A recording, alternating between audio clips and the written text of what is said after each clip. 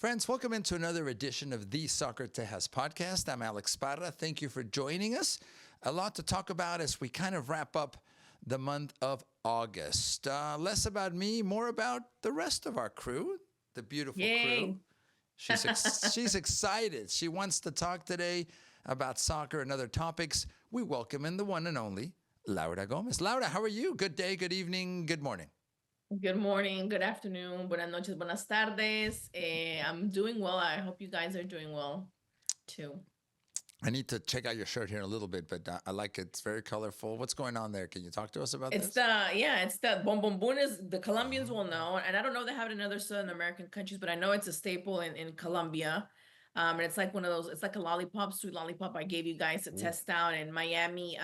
The other Miami FC, I guess, from the USL sent me a jersey and some sweet treats to share with you guys. Ooh. So that's exciting. It is exciting. Speaking of sweet and treats, that's you see him on screen. There you go. Victor Araiza. Victor, how are you? And what are you going to show us? Do you have a shirt to show us or something? No, I'm just too sweet to be so.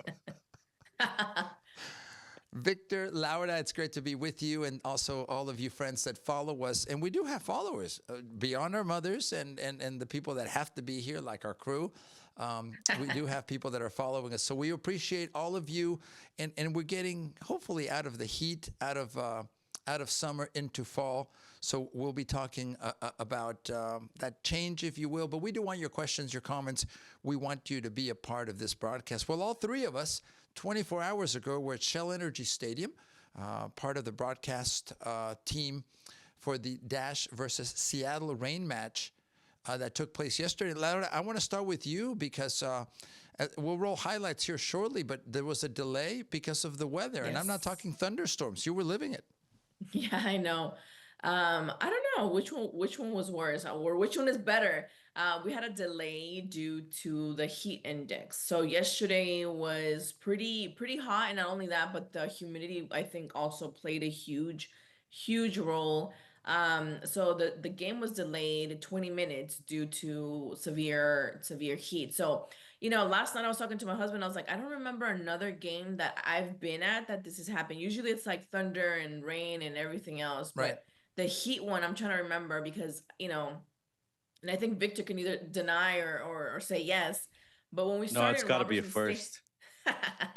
And the Robertson Stadium, I don't remember. Like, I know that the breaks in between for like hydration is something quote unquote kind of new. Right. Because I don't remember them having that at Robertson Stadium when the Dynamo first arrived. Because I was trying to think when they had implemented that. Yeah, that started with the Brazil World Cup in 2014. There you go. Mm-hmm. If I'm not mistaken. Yeah. I knew it wasn't that old because I was like, I don't recall them doing that, and it took longer for them to even implement it into the NWSL.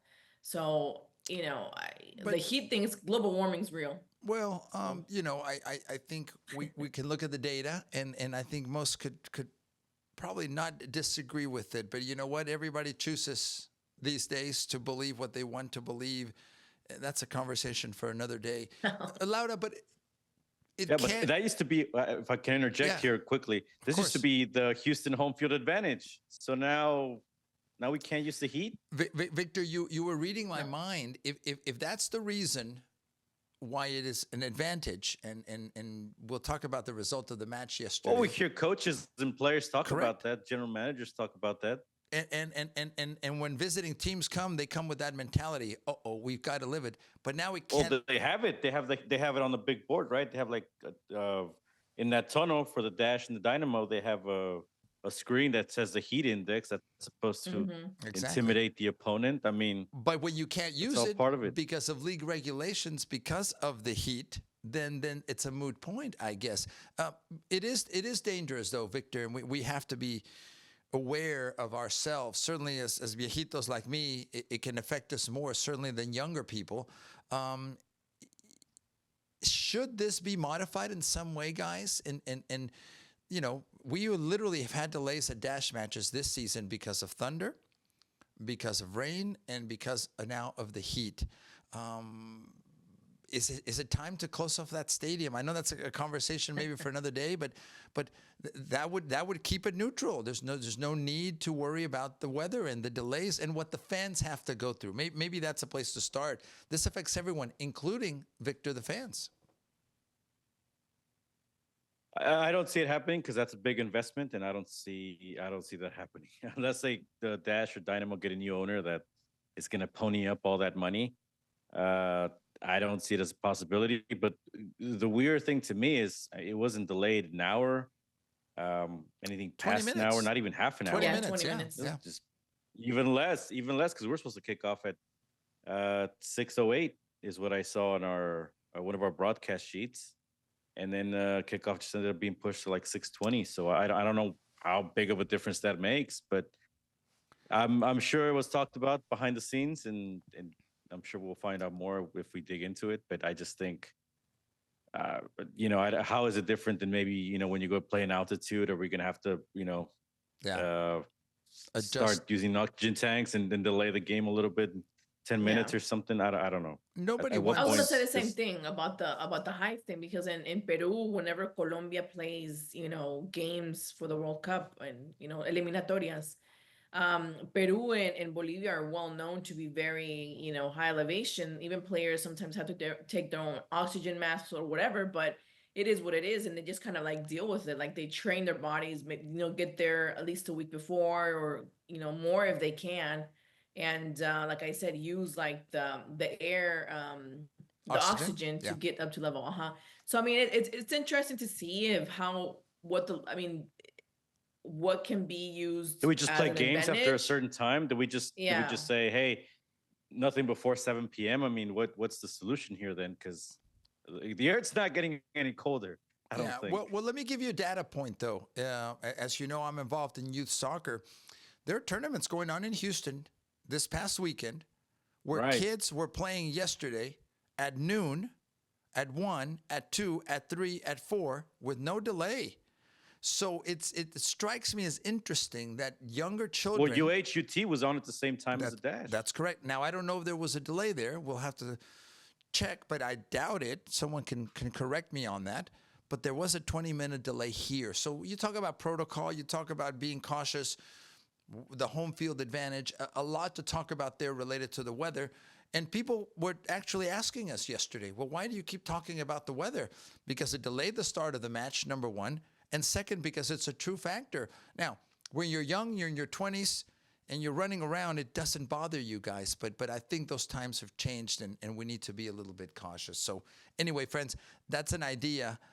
Giving you an idea of what we were living, but let's talk more about the game itself. And yesterday, Laura, a Houston team that had come in with 3 straight last-minute 2 victories, 1 tie, and yesterday that the expectation was, what can they do? They started strong. I mean, it's something that every time we're at home, it's one of the things that we mentioned specifically for the season, that the team has always had to play that catch-up game. And it's something that I was like, man, I hope they really score first, and I hope that they're the ones able to take the lead. Because, it does kind of wear down a team. Also, they have to work harder to get back into like the game and actually go head to head and, make the scoreboard equal. So I think that the Dash has been kind of falling into that kind of thing of having to do the catch-up game. So for this home game, I know a lot of people at home, I'm sure, looked at it on the paper wise and said, well, Houston's gonna get severely scored on by Seattle. As we know, Seattle is already basically within the the playoffs perimeter, and they're on the list, but in the standings.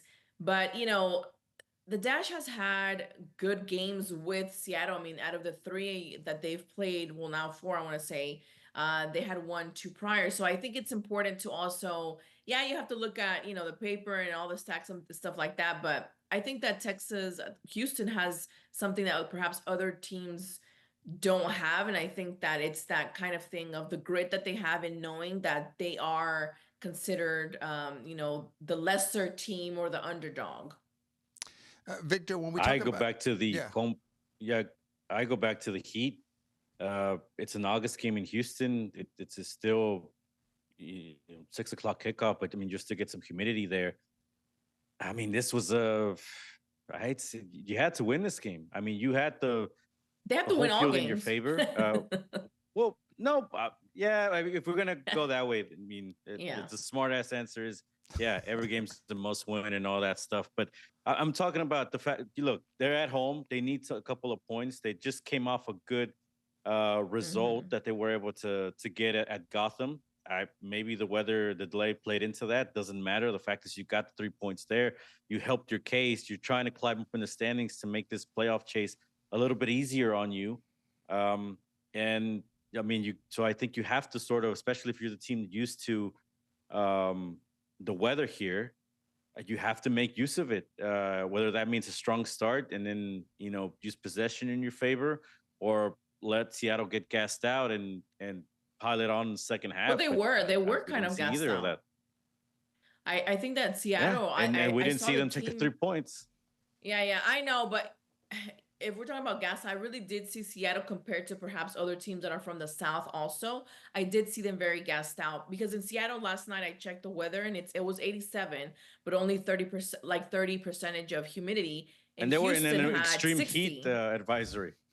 Well, I mean, I think that the humidity is what really gets to players because we were at 60. Because I even want to say that the game prior, the last game that the Dash had at home, it was even hotter, I think, and I'm trying to look back. I was actually trying to look at it last night and I couldn't find the answer of how the weather was, when they played Courage, because I feel like that game, it was hotter. So I wanted to make, really go into why did they say that heat advisory, but I mean, they, like you said, they should have taken more advantage of that. Unfortunately, they didn't. As we talk about the game itself, and you mentioned that initially Houston were pressing. If the team, I think, had scored early, and Colaprico had a beautiful shot from distance that probably we'll see here in a little bit, that could have made all the difference. An early goal, really, Laura, Victor could have made, in my opinion, all the difference, and continued the success. And here's Jasmine Ryan in the first half. She'll eventually be the goal scorer early in the second after a mistake defensively. But what was it? Why could they not finish the game, Laura? Was it something that they couldn't hang on to the 3 points? And you used the word yesterday, suerte in Spanish. And there's a Colaprico shot. That was a tremendous shot. That could have changed everything in the match. But kind of your take, Laura, about what went wrong in the sense of, man, close but just not enough. It's something that it's not an easy answer to really give. I think that the players really did do a lot, and I think that if people don't see the Dash games and don't really analyze, like, honestly, the level where these women are at, it might be seen maybe as a mediocre team or a team that's never made it to the playoffs, et cetera, but this history this team has a long history of, unfortunately, having a lot of changes back to back and not having, perhaps the steady ambience that needs to be done for players. And it's another year of renovation, another year of rebuilding, another year of getting to know your players, because the players have been also like a high turnaround rate.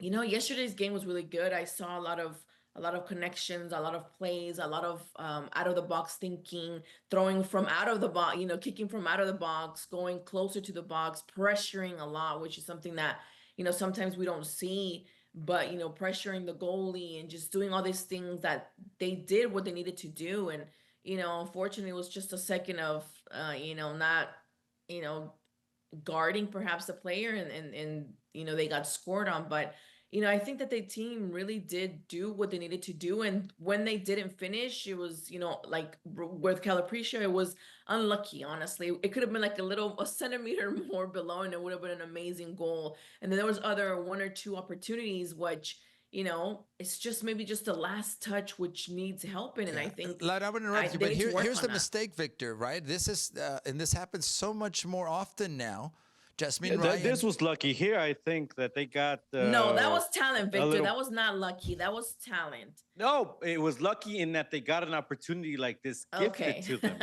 Because this wasn't something the Dash created out of their own. That's what I was getting at. This wasn't some chance they just created. This was, I don't know what the defender was thinking here. They did create it. That's pressure. You create the plays by doing pressure. I'm sorry. That's a bad pass. That's a horrible pass. Look at that. It is a horrible pass. No, I'm not saying give credit to Ryan for being there. That's good. I'm not, but come on, that's a horrible pass from the defender. I don't know what, and I don't get. I'll be the first one. I don't get this fixation of playing it inwards, of trying to play out of the back, of whatever you're trying to do. I don't know who's teaching this stuff, but that's a gift.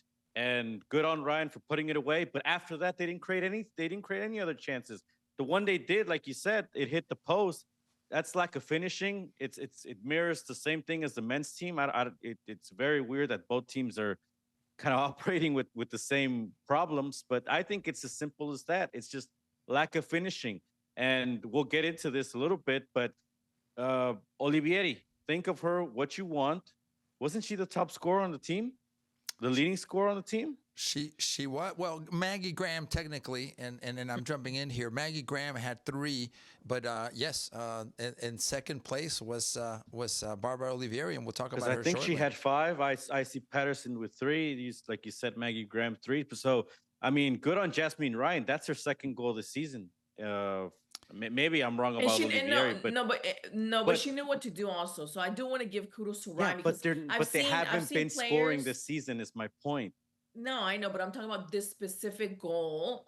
She knew where to go because sometimes, players, when they're so close, they get nervous or they choke. And she knew what to do. So I do want to give kudos to that because that does take a lot of level-headedness. Now let's talk a little bit about and that was the goal from Seattle. 1-1 was the final yesterday. That felt like a loss. You, Laura, were speaking to one of the players afterwards, and she said that it's a point, but it feels more like a loss, right?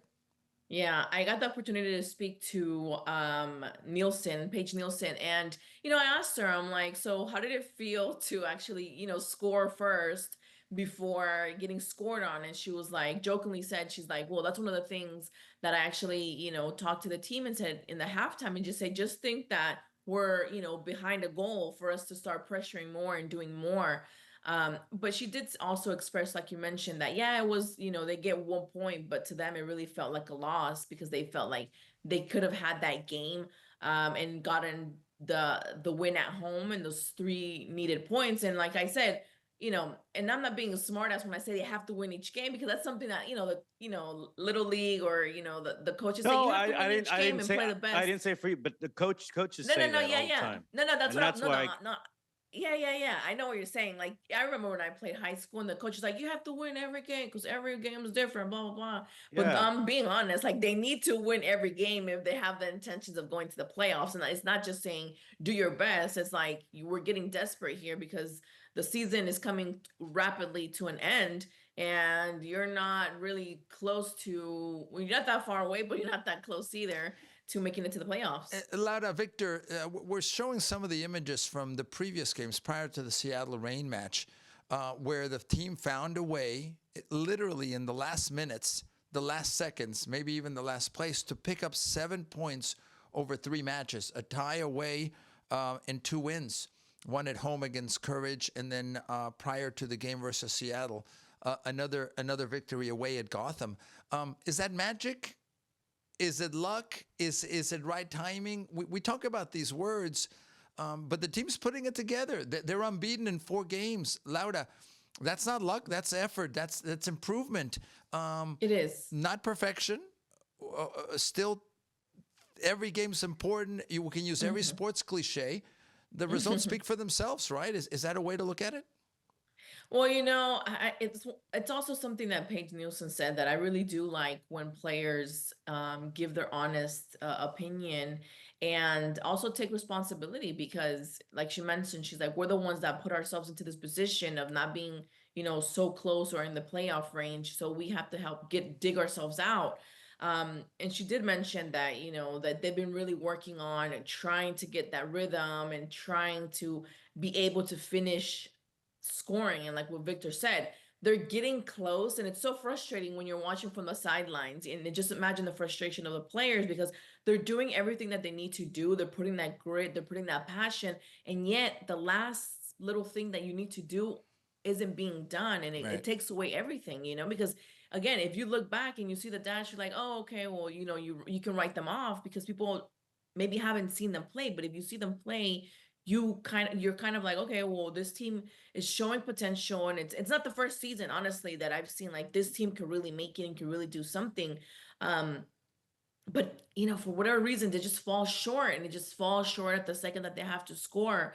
And again, I mentioned, and I don't want to say it as an excuse or anything like that, but you know, it's that inconsistency of that team, that changing coaches to changing the players to changing owners. It's been heavy for the Dash in the last season. But Victor, objectively, this team is improving compared to last year. When you're last place, you can only go up probably, and this may be the best stretch, these 4 games that so far we've seen this season. Does this team have legs for more is what I'm asking. We talked during our broadcast, Victor, about player movement, bringing in some experienced players, having the younger players go overseas, go to Spain and gain some experience. I see that as people behind the scenes putting this together. But short term, is this a playoff team, Victor? Well, that's what we're going to find out. I think that's still what we're not sure of. Maybe it's skeptical a little bit because, again, the results aren't consistent. We just talked about you know, I know they're in the hunt, but is it going to be, you know, is it going to get too close to call, and then they're suddenly maybe going to be just on the outside looking in? And is that going to be labeled a successful season, right? I don't want to disregard what's been going on. It is an improvement, and these are some good singular moments, these last minute goals that they've gotten in other games. So I think they are building something here. The problem might be that you're just not building it fast enough, right? And I'll be I caught myself, so I think I'm wrong on Olivieri. She wasn't the top scorer, but that's my point, though. It is and maybe you can't fix all the problems at once, right? And I know they're bringing in other players. But the attack has been a problem in years past. It's still an attack. Oh, yes. An issue on offense.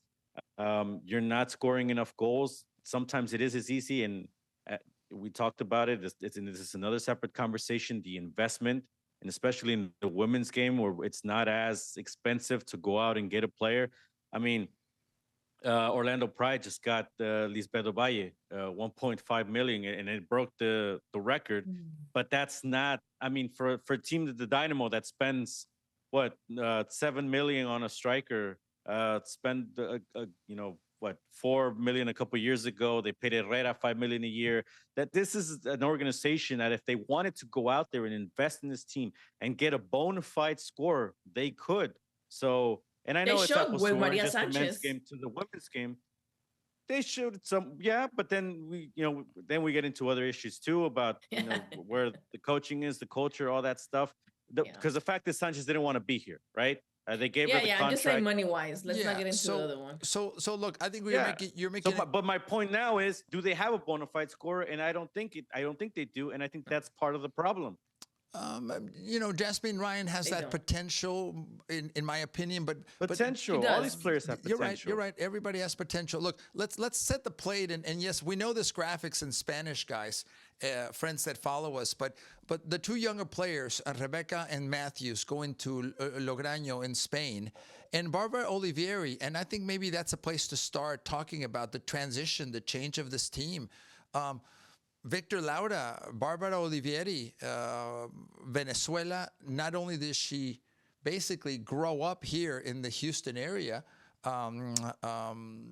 going to school, going to high school at Katie Tompkins, playing for a bit. It's homegrown talent. At Texas A&M, and then, yes, she played in Mexico, but she was here.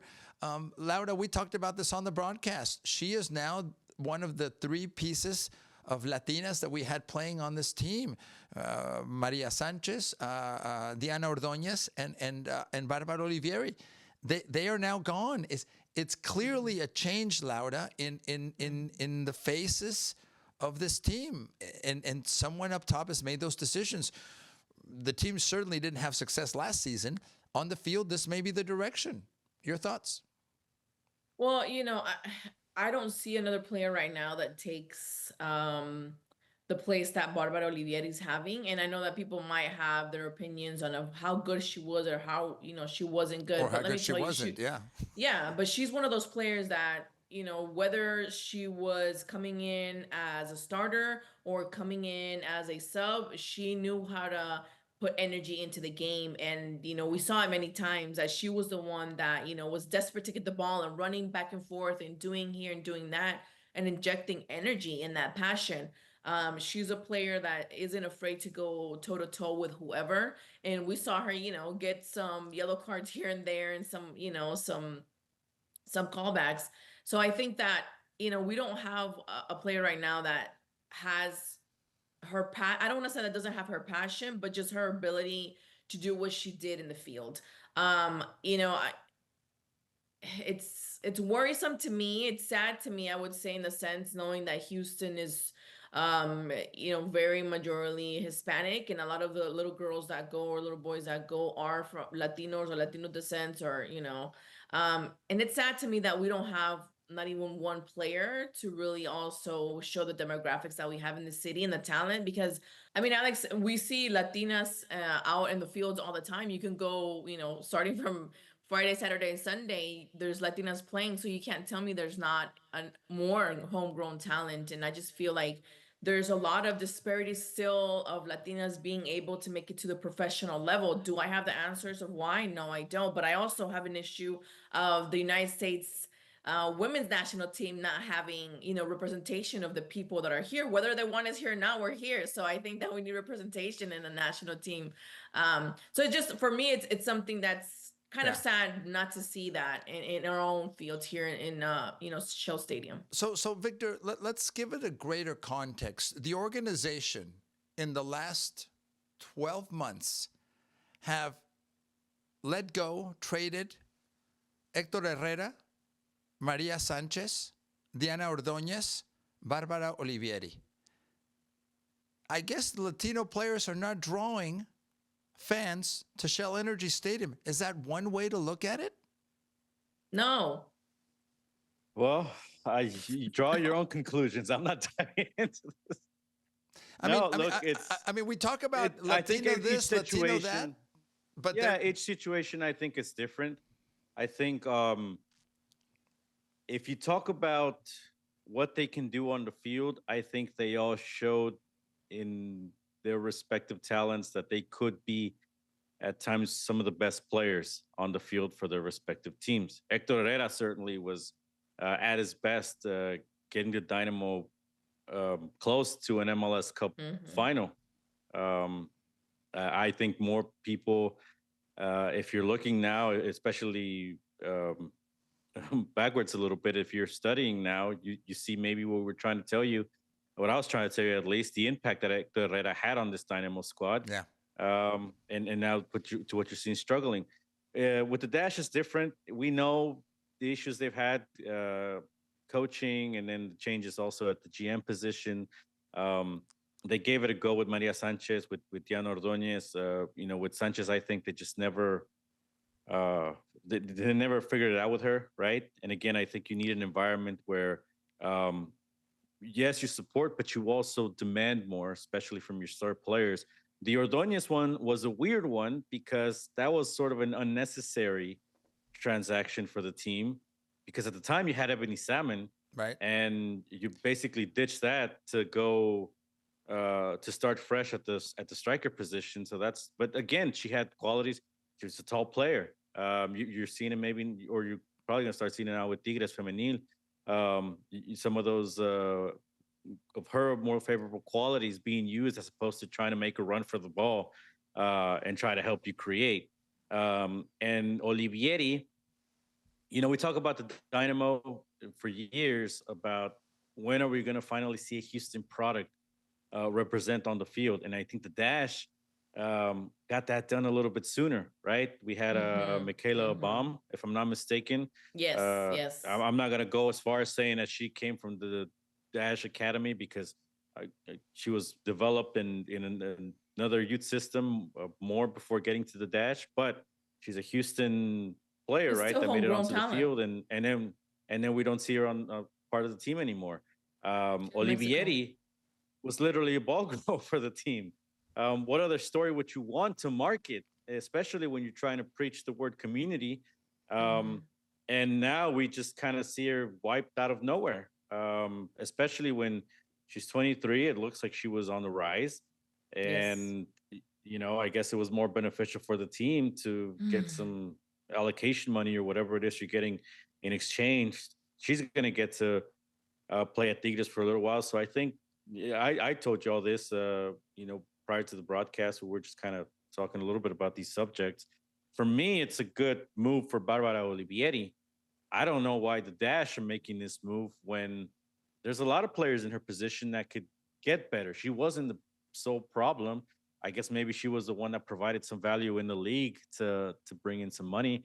And that goes to the bigger issue of when we talk about the Dash being on the market, is this one of those moves to, accumulate, you know, money within the league so you can, you know, just put that in the package of when you sell it to a different owner, hey, look, we got a couple players here with experience, right? You got the Canadian forward they just got, the Italian player from Juventus, which, you know, like it or not, that name's going to sell to somebody that you know, remotely knows soccer. And then you're saying, and this is how much money you're going to have to play with, you know, to build your roster within the league. So, you know, I think there is that black cloud of the potential sell looming over the team.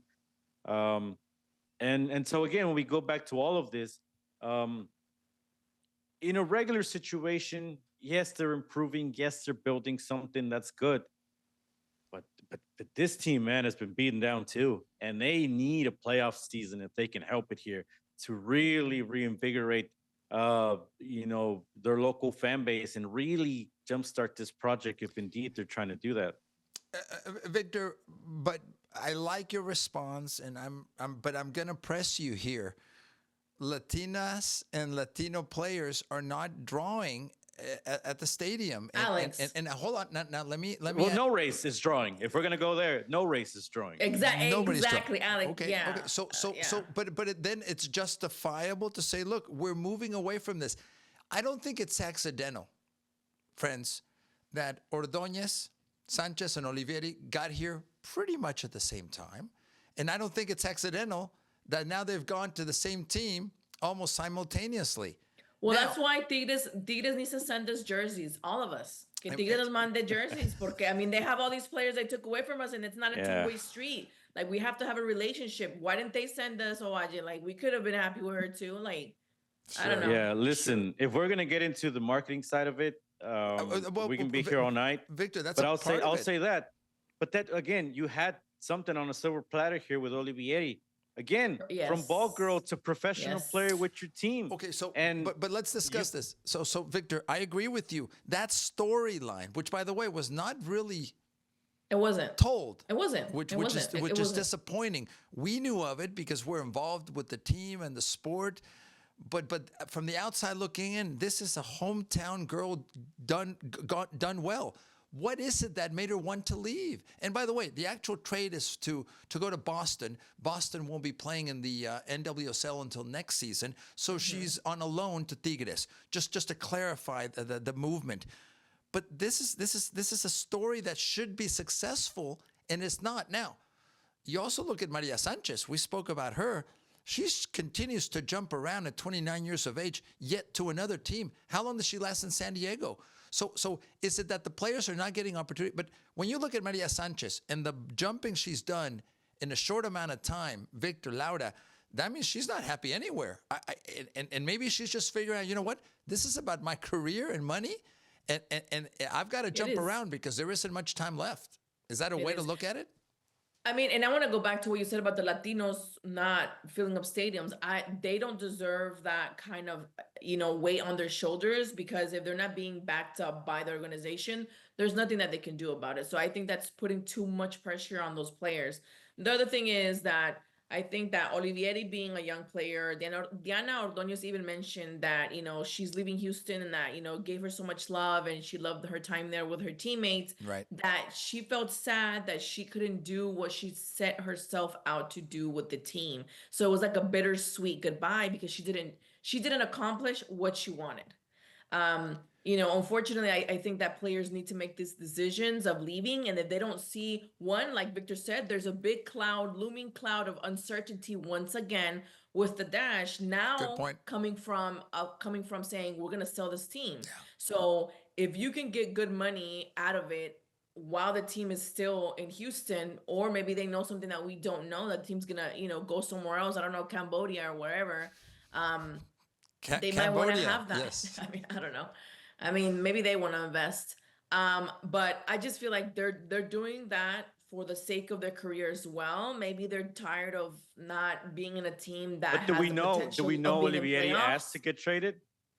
No, no. These are things that we are just speculating about. Speculating from things that we know from the past. Because I wouldn't think that would be the case. Again, this is a local kid. She used to go to Dash games as a fan. Yeah, Victor. But if when you talk about love for the Crest, that's probably the first person you would start with on the team. And then, as we mentioned, local high school. You can only love Texas something A&M, so much, and that wasn't good enough. Well, and that's what we're getting at here. Then, if that's not good enough, then what are they building here? Well, a player like that is not good enough. No, I don't think that they're saying it's not good enough. Honestly, I said it when the team was bought. I don't think the right person bought it. It is what it is. I don't feel like they have the passion for the city. 1, 2, I don't feel like they have the passion for the game.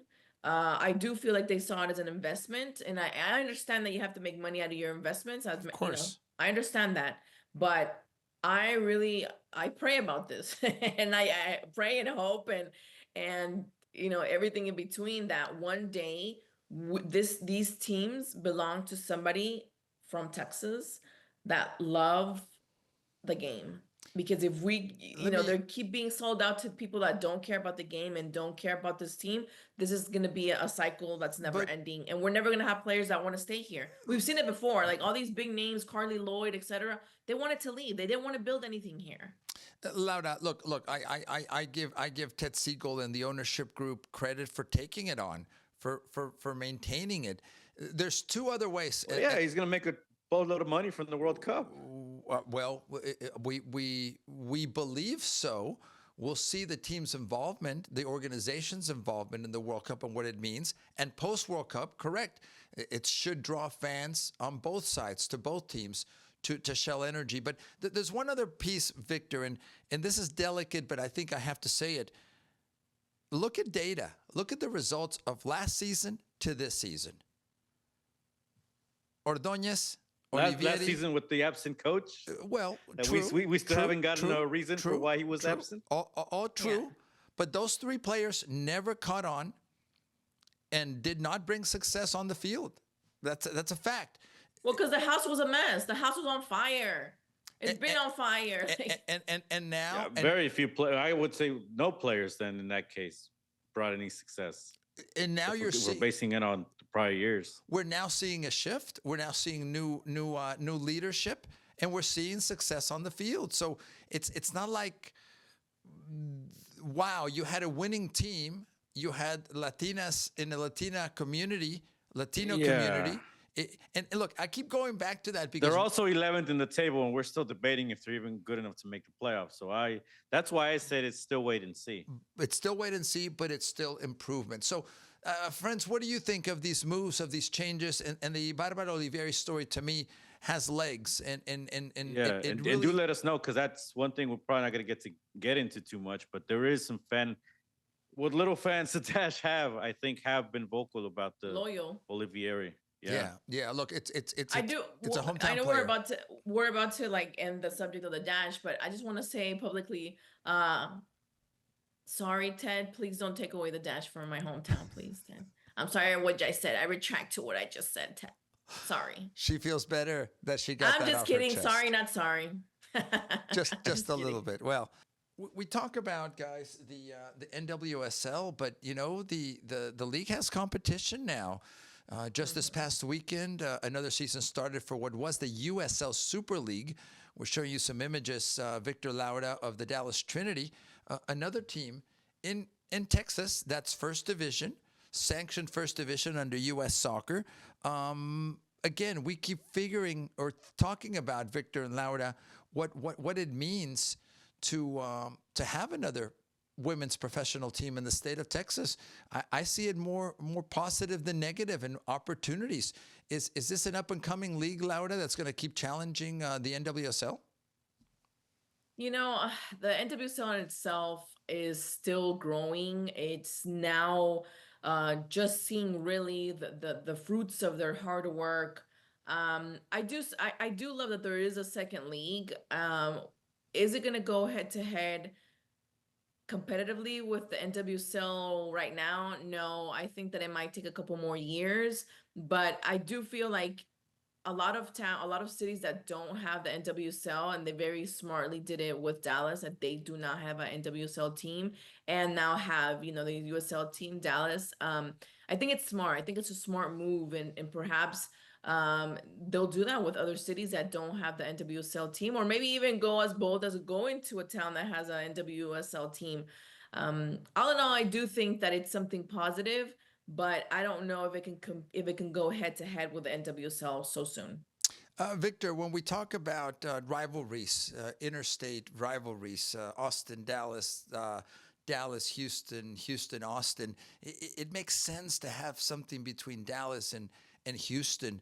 I would love to see but they play different leagues. Well, the only way that would happen is if they face off in.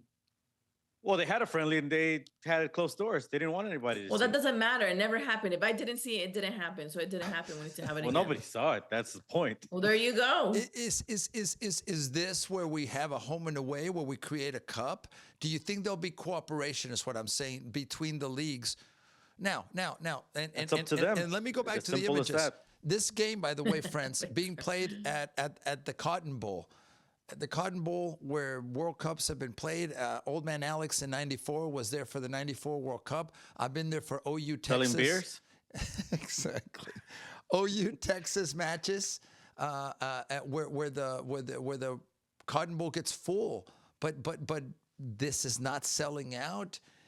And again, well, that's kind of, I don't want to say impossible, but that's a pretty tall task. And the Cotton Bowl certainly is. Where I'm going with this, and I'm going to be very direct about it, Victor, should there be more cooperation versus the opposite? So we should be. You see the images of the Cotton Bowl in that shot. It's cavernous. It's huge. Victor. Yeah, I'm looking at the capacity is 90,000, a little bit over 90,000. So even if you get like 30,000 in there, it's going to look empty. But Victor, should there be cooperation for the growth of the game versus multiple leagues with multiple agendas, which is business? Is that diluting the business? And I hear from others, no, this is more opportunity. No, this is more opportunity for players to have exposure at this level. But is there fan support? ? Victor, I'll throw that one to you. Well, I think there is some fan support. We're seeing, especially in the first year, this league garnered attention. I'm curious to see what it grows into for the second year. I'm not too big of a fan of this game bridge. I know they got to get their money, but it's not like they're not the Premier League, right? So I don't know if everybody's going to catch on what the Super League is. I don't know. That's a marketing decision, but I think those little things, when you're trying to create consciousness about the league, that it exists, you're trying to carve out a space. And especially, we cover soccer. I forgot, I didn't even notice the league was having its opening weekend until after it happened. So I still think they are fighting for a space. But it is somewhat opportunity because let's remember they're sharing first division status. I'm curious to see where it goes in international play when it gets to it wasn't changed for this next the CONCACAF Women's Champions Cup, but maybe the next one if they get a spot in how good that team does. Canada now has a new league as well that we'll see if they get a spot as well. So it's all competition, and I think that may be the only realm where we're able to see them face head on in a competitive space, unless they, unless there's like a women's Open Cup that all of a sudden forms with, from U.S. Soccer. Yeah. But I think friendly wise, it's up to the teams. I think the door's open for them to do something if they wanted to. But I don't know how much. Again, if they're having close scrimmages for some of these, because we've had them with the Dash, right? They played here close scrimmage at with the Dallas Trinity, and then I think just this summer they had one against the Carolina Ascent. That was somewhat close because it was open to members, to season ticket holders or something like that, but it wasn't open to the public. So again, if they want to host a game at Shell Energy Stadium and either broadcast it or just open up the gates for people to come watch, I don't see why that wouldn't be possible. Laura, your take on the USL Super League, the competition versus the NWSL. I think you've been on the record here on the Soccer Tejas podcast that this is good because it's opportunity. But I see those empty stadiums. We lived at Shell Energy yesterday, and I looked at I see the Cotton Bowl. Great surface, but the crowd's not there. And I wish I could solve it. I wish I could wave my magic wand, which is sticking out of my head over here, and we would have full stadiums. Laura. I think that, again, at least I'll give the, Dallas team, the USL, the grace of saying that this is what their second season, right? Their second official season, if I'm not mistaken. So I would still give them grace of, people getting to know the league, first of all, because a lot of people do not realize that it's at the level of the NWSL, basically. You're in first division. Right? Yeah. People don't know that. And what Victor said, that name that they have, the Cambridge name, might confuse some people that are barely getting to know what USL are. There's a lot of people that don't know what that league is. They only see MLS and they only see NWSL. Mm-hmm. So, like I said, I don't think that USL for women is going to go head to head with the NWSL anytime soon. Maybe within the next 3 years or so, if they have amazing marketing. Maybe their marketing is going to be off the charts in a different city, and it's going to be different than from the NW. So I think a lot of this has to do with getting to know the city itself and their people to get people out there. Because if people here in Houston, the Dash has been here for years, and they don't know that we have a women's professional soccer team. Yeah, Laura, I'm going to be pessimistic. It's all marketing. Yeah, look, I'm going to be pessimistic about this. And it hurts me to even think this way, and I really hope I'm wrong. I think a lot of leagues, a lot of soccer-related businesses are betting on 2026 in the World Cup. President Trump was literally just holding the trophy this past week. FIFA President Infantino was there getting him prepared, asking all the right questions. So the business of soccer in the United States is depending on what happens post 2026.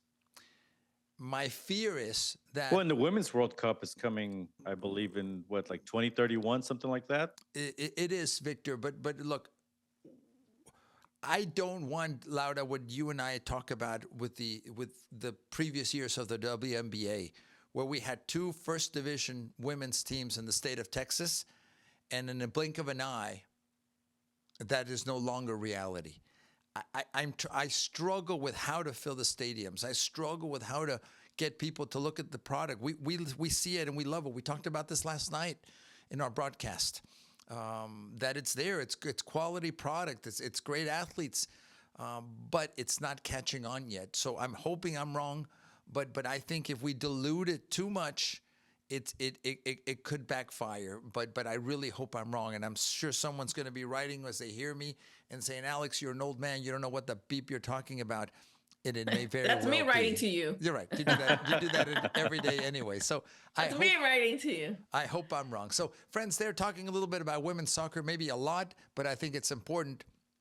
And I think it's important to set the plate about the different factors on and off the field. So we really want to hear from you related to that. Guys, let's switch gears. Victor, you mentioned the MLS. And this last weekend, also at Shell Energy Stadium, Houston facing the Earthquakes, the Quakes from San Jose. And another disappointing outing for the Dynamo is my question mark to you, Victor, number one. And second, since July 5th, this team has not picked up points. So is Ben Olsen's team out of ideas, out of ways to get into the playoffs, which today they wouldn't qualify for? Well, again, I think the way the league is set up, I got to check what the standings are here quickly, but I think they still got a chance. But they really needed this game here at home. From that sense, it is disappointing why they can't get those results on their own turf. I think of the 4 remaining home games, they needed to win at least 3, if not all 4.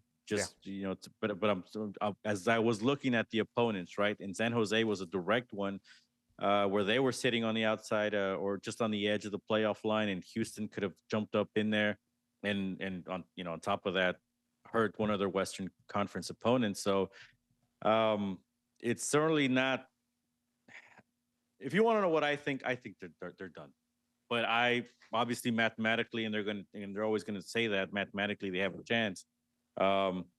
If they try to solve this, with the obvious solution, which is change tactics a little bit and try to again figure out just how it is you're going to score goals, and then maybe the answer is simple as that. Maybe they just don't have the players to do it.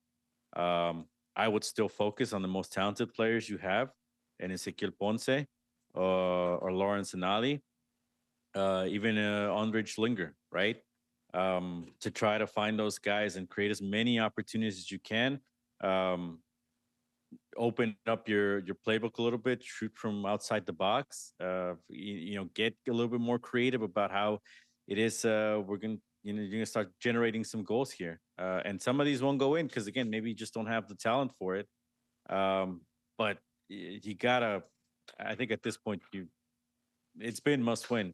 I don't see them rectifying this, but they got to find a way to get some results if they want to make the playoffs. Because again, I think it is a mediocre league where 9 teams get in, so you can have be really bad to not do it. Laura, your take on the latest game that we're watching here on screen, the tie at home, and then what short term can happen to this team? I mean, right Did now I say they're tie? sitting... I'm sorry, that was a loss, right, Victor? It wasn't a tie. I apologize. Oh, they lost. Yeah. Maybe I was hoping for a tie. The loss at home for the tie was a dash. Yeah. I mean, they're similar. They're sitting similar in the standings because right now the Dynamo is in 12th and the Dash is in 11th. It's something that I said from the beginning of the season with the Dynamo. I saw 1 or 2 games and I was done. I was like, yeah, they're not gonna make it to the playoffs. And like Victor said, numerically, there's still a chance. But I do think that, again, I bring the Dash into this. I do think that that team has shown progression into getting better. Will the season end before they get to their best form? Maybe. But with the Dynamo, I haven't really seen that. I've seen some sparks and glimmers and a little bit of light of better games and others and players that have this and that. But I've seen other teams play and those teams are way stronger. So even if they do make it to the playoffs, I would rather not, and I've mentioned this before, I would rather them not make it to the playoffs than go to the playoffs and get immediately eliminated. I mean, I just rather save that money from, flying tickets to another stadium. So as we talk, friends, about the Houston Dynamo and their run toward the playoffs, and Victor, you've made it clear that you really have to be not very good to not make it into the playoffs. out of the total 30 teams in the MLS. But is there something that's being built here? We talked about the dash and what may or may not be built, the movement of players. What stories here, Victor, from the marketing side can be told? I literally have people that talk to me and say, listen, who are the players on the team? And it's not, you need that, we talked last podcast about the big stories signings. Are there.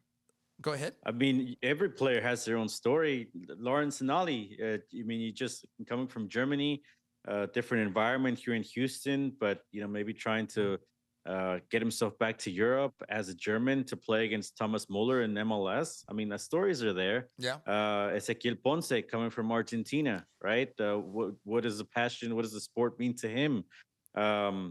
Again, I think you can go one by one. Jonathan Bond, the goalkeeper, Chelsea fan, English, but has been a veteran in MLS. There's stories within this team that, I mean, again, it's not all on us to just tell them, right? I think we can steer you in the right direction, but the stories are there. But the thing here is, what is being built here, right? And I'm not just talking about, whatever building Seagull just got in the FIFA fan zone and trying to make money off of that. As far as the team, because sure, injuries are part of their stories this season too, but it's also maybe the lack of the foundation they set for this year. Everybody acts like it was a surprise that they, Coco Carrasquilla was sold at the last minute, and Mikael. They also chose to sell those players. They also chose that or knew that at some point those players were going to leave. Sure. They pulled the plug on Hector Herrera because they didn't want to keep paying him. I think I told you, I think he was worth every dime they were paying him, maybe even more. Had they kept him, I think he could have gotten this team back to the playoffs. He has a lesser role at Toluca. Here, I think you wouldn't be asking him to do the exact same thing. But again, who do you have that's being the fulcrum of this team on the field? That's your game changer. That right. And we keep going back to it. It's not Jack McGlynn. Whatever it is, whether he's either too young, he doesn't have the experience, he's just not there yet. It's too much to put on him. Exactly. It's almost unreal. Criminal. It is. Whatever you want to call it. It's just you're putting on something that has slim margins to be effective, right? And again, things you could have foreseen, like McGlynn going to the Gold Cup. Those kinds of little things all through the season. It reminds me of, what was it, 18, 19, one of those seasons when, again, when you didn't have the core of that team. I mean, this has kind of been the result. And I think for a couple of years here with the Leagues Cup, you had a bit of a month break where you were able to regroup, but they didn't bolster the roster that much. They brought in a defender, Antonio Carlos. I think he's been an upgrade, but some of the other guys they brought in, the Colombian defender, I don't think he's been that great. Andrade, the Brazilian guy, he's been okay. I don't think he's been that great either. And again, when we go back to what we were talking about with the dash, you got to hit on some of these signings. And that's before we even get again to the academy. There's no pipeline of talent here, right? No cheap talent that you're developing. So, I think, again, it has to come from the top. There has to be continued investment in this team for it to be successful. We talked about before, if you want them to move on from some of these players, that's fine. But you can't not reinvest and expect this team to be successful. The successful teams in MLS continue to put money back. They continue to evolve. We've just seen LAFC with Sun, Thomas Muller with Vancouver, Miami got Rodrigo de Paul. Seattle continues to either generate academy talent or go for Pedro de la Vega. So, yes, we can give Tatsigo credit for bringing Hector Herrera here for 2 seasons or 2.5 seasons, but it stops there. Where's the rest of it? Where's the continued investment? So, if there isn't that, it's only going to be harder to try to get some wins, try to make this team reach the playoffs. And I think that's why you're seeing the struggle you're seeing this season. Laura, as a fan, are fans connecting with the team beyond what happens on the field?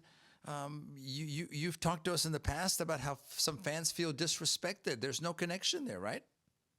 I mean, I was actually reading it. I used to cover the Dynamo a lot, so I still have a lot of people that are fans from the Dynamo that follow me on Twitter or Instagram. And I want to say it in nice terms, but one of the guys that is in one of the ones that go to the games often of the Dynamo, season ticket holder, I forgot. He said he felt disrespected. He said he felt disrespected, and he felt that he turned one cheek and then he had to turn the other cheek around, and he was still being disrespected, that there was no point of him, wasting his money yearly. So I think it's something that really shows that people are really getting fed up, because this is not something new of the frustration of the fans with the Dynamo. It's been for a couple of years. I think that when Herrera came, it was a band-aid to a lot of the fans, and seeing the results and like, okay, well, we can only go up from here. And when Herrera left, and then Carrasquilla, it was just a back-to-back kind of double hitter for the people here, of seeing nothing's really being built. So I think that people are frustrated, and also seeing that other teams, like Victor mentioned, around the league and MLS are getting all these big names and these big results. It's frustrating to them. And much less to say, I'm going to give you another example. My dad, he's 73 years old, a man that loves and breathes soccer. I know growing up, we didn't have cable, so we watched a lot of, Liga MX and whatever other soccer matches we could watch. And for him to tell me, no, I don't want to watch the Dynamo. He refuses to watch the Dynamo. And that man used to know all the players. He doesn't know not one player right now, but he can name the players of the Astros. And that tells you something, that a man that, has loved soccer all his life, and now has, kind of gone to another sport, because he likes to see the evolution. And I've mentioned before, I took my parents to the Astros when they were losing. And then we finally saw at least that wanting to build. We saw those players being brought in that nobody knew their name, but they knew that the talent was there, and they were growing, and they saw that, and they had the person that had the keen eye to see that. And the Dynamo's not even doing that, because one thing is, by the way, some of those guys are Latinos. They draw for the Astros.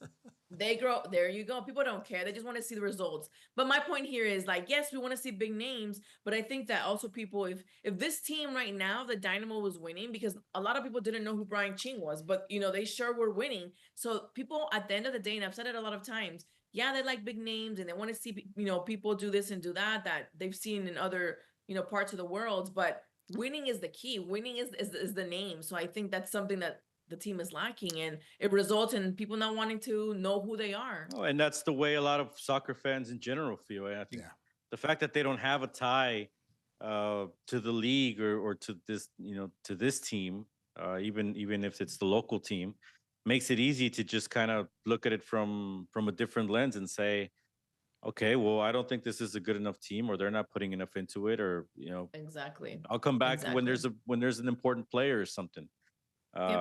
And that's kind of the continued struggle for relevance that the Dynamo have had, the Dash as well, I think.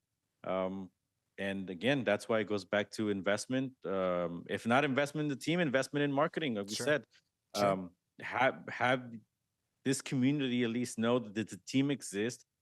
Who are some of these stories that each player has, and telling those stories. And Victor, Laura, we've talked about this perspective for many years, to be honest with you, and for the sake and the good of the sport, we hope that our words are being heard by people within the organization. And look, it's easy to criticize. I think it's also about offering solutions, about how, and I believe we've done that consistently here on the Soccer Tejas podcast, the grassroots marketing, the involvement. It's many pieces that have to come together. But thank you for sharing that story, Laura, about your father, because I think it's a great example of how many soccer fans feel. By the way, Alex, sorry, he does know players of the Dash, because he tells me, he's like, I see that they're at least trying and that they're doing things on the field. At least they're funner to watch. And I quote. I like that. I like that. So friends, what do you think? What does the organization need to do on the Dash side, on the Dynamo side, to improve the product on the field, as well as the contact, the attachment to the community? That's huge. You know, guys, if American football is about to start, there's coverage every day from multiple outlets about the Texans, and it's still preseason. And often you don't even know the score of a Dynamo match, certainly out on the West Coast, on local broadcasts, which by the way, the new generation doesn't watch local broadcasts, and that's a conversation for another day. So it's not the same, and I wish our sport had a higher profile within the sports culture in Houston. We've got to go. We've got to wrap up, but typically we end up with the What's on Your Mind segment. And Victor, we'll start with you. What's on your mind as we close out this latest podcast? Yeah, I'll give you quickly. This past, what was it, Friday? I got to be part of the Houston Media Conference, one of the panels there with our friends from Team Houston. John Bluke extended the invitation, so glad to represent PTS Media. Again, Houston Media Conference is put together by the Southwest Alternate Media Project and also the Houston Cinema Arts Society. Got to talk to some content creators about what's coming next year, which is the World Cup. And, you know, I was a little bit inspired to see, you know, the interest not just in content creation, but now maybe the interest in soccer and always able to help or extend the hand or at least point you in the right direction. If you're interested in some of these soccer stories that are coming here that I think are just going to blossom next year. And just from this conference, I think we're able to talk to some of these content creators that, you know, are now interested in, you know, maybe how did we get the World Cup? Why is this such an important moment from Houston? How did we get here? Who tilled the soil in Houston for soccer throughout the years? On and on and on. And I think there's plenty of stories, thousands of stories of soccer in Houston, in the state of Texas, for sure. That's before we even get to the United States. But I think, and that's part of what the World Cup is going to bring next year. And so, you know, the excitement is building in that sense. And I'm glad to see we're probably going to have more hands on deck in that department. Victor, thank you for representing us and the sport. And I'm glad that the energy is building behind the World Cup that's coming next year. So that's what's on Victor's mind. By the way, without glasses today, I just realized I don't take you seriously. With those glasses, I really pay attention, especially on those one shots. So, but you do look great like always, Victor, and thank you. Laura, what's on your mind as we close out the podcast? You know, I do have two things in mind, but I'm going to go quickly. I do want to read something because I know I've had a lot of people that it's exhausting, to be honest, to have to always fight for women's sports. And I recently, once again, had another argument with a family member about how women's sports aren't making money and et cetera, et cetera. So there was a recent study, I'm going to read it off my phone, by Parity. And they said that the women's soccer fans are the most loyal and the most purchase ready. That fans believe 78% of soccer fans trust women's athletes compared to the men's, compared to other sports. And they also said that they think that that people or companies are yet not hitting the numbers that they need to hit in order to support women's soccer. So I think the study is really, really, really long. I think that you guys can Google it and really take a look at what it really means and look at numbers. The other one I want to say is 60% of the fans believe brands, like I was mentioning, aren't investing enough in women's sports in general. So I think it's also not only this effect of women's soccer being paid more attention to, being taken serious, is also going to bleed into other women's sports, which I think is fantastic. And now my other second one is what you mentioned kind of earlier in the podcast of you know, the Comets, which were the women's professional basketball team. There has been, you know, rumors that the owner of the Rockets might also be able to bring a women's professional basketball team here. He has tried in the past, but hasn't won the bid to have a professional team here. Now they're saying that they might bring one of the other teams that already exist and relocate here in Houston.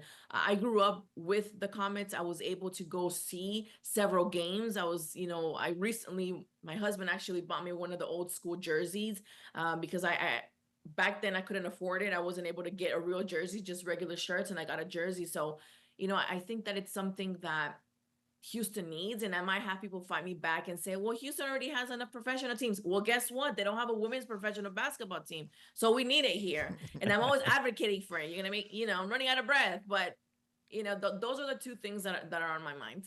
Those are good things to have on your mind. And I know you're a big advocate and supporter and also, what's the word? Trying to always improve the condition of women's sports. So thank you for that, Laura. Mine, I'll make it easy today. And we talk about youth soccer, guys. Typically after Labor Day is when regular seasons for youth soccer start. This is a message for parents. We are all so involved in the youth soccer side on what league you play in. Whether it's ECNL, MLS Next, whether it's the GA, whether it's your local league. At the end of the day, families and players, I hope we're still enjoying playing. I hope there's still some joy versus it being a chore. And I certainly hope that as we continue, hopefully guiding our children through this process, please remember, it's about fun. It's about them learning, being healthy. And the winning and losing is secondary, regardless of what patch you may wear on your jersey representing which league. It is at the end of the day not going to matter. And I know a lot of you are saying, well, my son, my daughter want to play professional or get to Div 1. Friends, that's the 1%. The 99% are kids that are going to become lawyers, doctors, engineers, maybe podcast hosts, maybe not. But that's the reality of this. Help your children have fun, be healthy, and grow, and emphasize the league or the level as a secondary thing, please. I think at the end of the day, that's what really matters. Are they enjoying it? Are they having fun with their friends? And are they growing physically and mentally through the sport we all love? So there you go. That's what's on our minds, friends. What's on your mind, by the way? If you have any thoughts, questions for us, comments, good ones, send them to me. All the bad ones, send them to these two, please. They'll be happy to answer them. So the last word, Victor, as we go, what are you looking forward to this week as we wrap up the podcast? Still plenty of soccer to come. We got Leagues Cup. We're going to find out at least two of the, Leagues Cup semifinals and the final. So I'm a little bummed there's no more Liga MX teams. It's all MLS. Interesting, huh? So I guess we'll see who triumphs in that department. And then, I guess everything else, whatever else is on the calendar. We'll follow it. Victor, it's great to be with you. Thank you, Laura. The last word as you wrap up? I'm going to be sitting at home with the calculator to see what's going on with the Dash because they're playing, I want to say 3 away games, and they come back in a month to play here in Houston for Noche Latina. So hopefully we'll see a lot of you guys out there supporting us, supporting the Dash. And also, maybe we'll have a Latin player by then. Maybe. I mean, you don't have Latin players, but you have Latin broadcasters, and that's good enough, baby. So there you go. You got the Latino representation. And I guess the other thing is that I'm going to be also nervous with the men's professional soccer team from Colombia. The eliminatorias are coming up early in September, and we'll see if they suck as much as I think they do, or they'll actually make it to the World Cup. That's a way to close. Why not? Friends, we thank you for being with us, by the way, on behalf of Victor, on behalf of Laura, on behalf of our production team. We appreciate every time you take the time to be with us, to listen to us wherever you might be doing that. So on behalf of all of us, thank you. And until next time when we meet here, we call this the Soccer Tejas Podcast.